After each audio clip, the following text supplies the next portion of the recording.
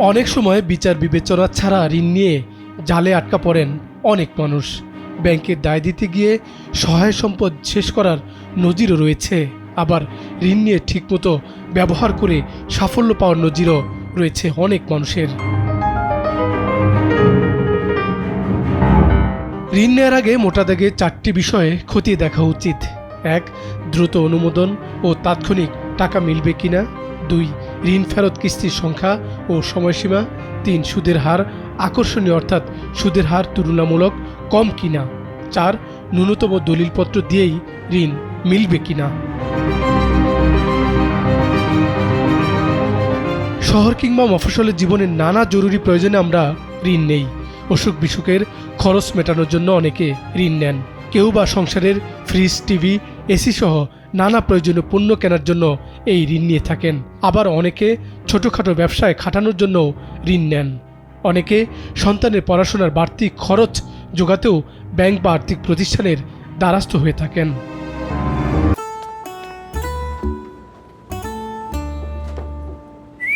এই ঈদে জুয়েলারি ক্লোদিংয়ে বিকাশ পেমেন্টে ডিসকাউন্ট।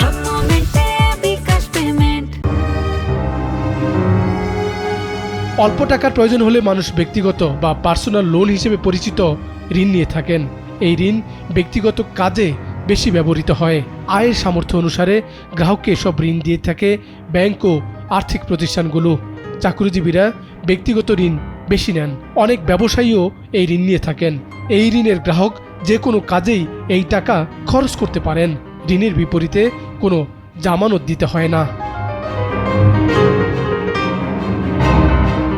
জরুরি প্রয়োজনে মানুষ ব্যক্তিগত ঋণ নেন, তাই ব্যাংক ও আর্থিক প্রতিষ্ঠানে আবেদন করার পর দ্রুত অনুমোদিত হবে এবং সঙ্গে সঙ্গে টাকাও পাওয়া যাবে এমন প্রত্যাশা করেন ঋণ প্রত্যাশীরা। তাই ব্যাংক ও আর্থিক প্রতিষ্ঠান নির্বাচনের ক্ষেত্রে টাকা যত দ্রুত পাওয়া যাবে এমন ব্যাংকই নির্বাচন করতে হবে। যে ব্যাংকে গ্রাহকের হিসাব থাকে সেই ব্যাংক থেকে ব্যক্তিগত ঋণ পেতে সহজ হয়। ব্যক্তিগত ঋণ নেওয়ার আগে মনে রাখতে হবে এই ঋণ কতদিনে ফেরত দিতে হবে।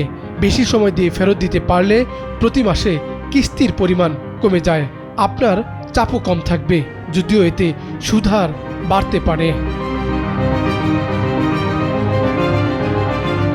দেশের ব্যাংকগুলো সর্বোচ্চ 5 বছর বা 60 মাস সময়ের কিস্তিতে ঋণের অর্থ ফেরত দেওয়া যায়।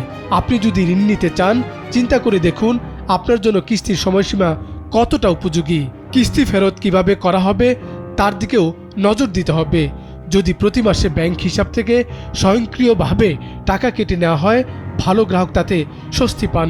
অনলাইনে স্বয়ংক্রিয় কিস্তি দেওয়ার বিষয়টিও বিবেচনায় আনতে হবে। সশরীরে কিস্তি দেওয়ার ঝক্কি ঝামেলা এড়াতে চান অনেকে। ঋণ নেওয়ার আগে সুদের হার কত তাও দেখতে হবে। বেশি টাকা দেবে কিন্তু সুদের হার অনেক বেশি, তাহলে আপনার জন্য হয়তো তা উপযোগী বা কার্যকর নাও হতে পারে। আবার সুদের হার কম কিন্তু আপনার প্রয়োজনের তুলনায় অনেক কম টাকা দেবে, তাও আপনার জন্য উপযোগী নয়। সুদের হার কম আবার আপনার প্রয়োজন অনুসারে টাকা দেবে এমন ব্যাংকই বেছে নিতে হবে। সুদের হার অনেকটা প্রতিযোগিতামূলক হয়ে থাকে। এছাড়া প্রসেসিং চার্জ হিসেবে পুরো ঋণের একটি অংশ কেটে নেওয়া হয়, তা 0.5% হারে হতে পারে। যত কম কাগজপত্র চাওয়া হয় গ্রাহকের জন্য তত সুযোগ। কাগজপত্র জোগাড় করার ঝামেলা কমে যায়। চাকরিজীবীরা বেতনের বিবরণী দিয়েই আবেদন করতে পারেন ব্যক্তিগত ঋণের জন্য। সঙ্গে ঋণের জামিনদার বা গ্যারান্টর লাগবে জাতীয় পরিচয়পত্র। গ্রাহকের ব্যাংক হিসাবের তথ্যও দিতে হতে পারে। এর বেশিও কাগজপত্র চাইতে পারে কোনো ব্যাংক। কেউ ব্যক্তিগত ঋণের আবেদন করলে সংশ্লিষ্ট ব্যাংক বেশ কিছু বিষয় যাচাই বাছাই করে থাকে, যেমন আবেদনকারীর বয়স, ঠিকানা, আর্থিক সামর্থ্য ও গ্যারান্টির তথ্য। 25 থেকে 65 বছর পর্যন্ত বয়সীরা এই ঋণের জন্য আবেদন করতে পারেন।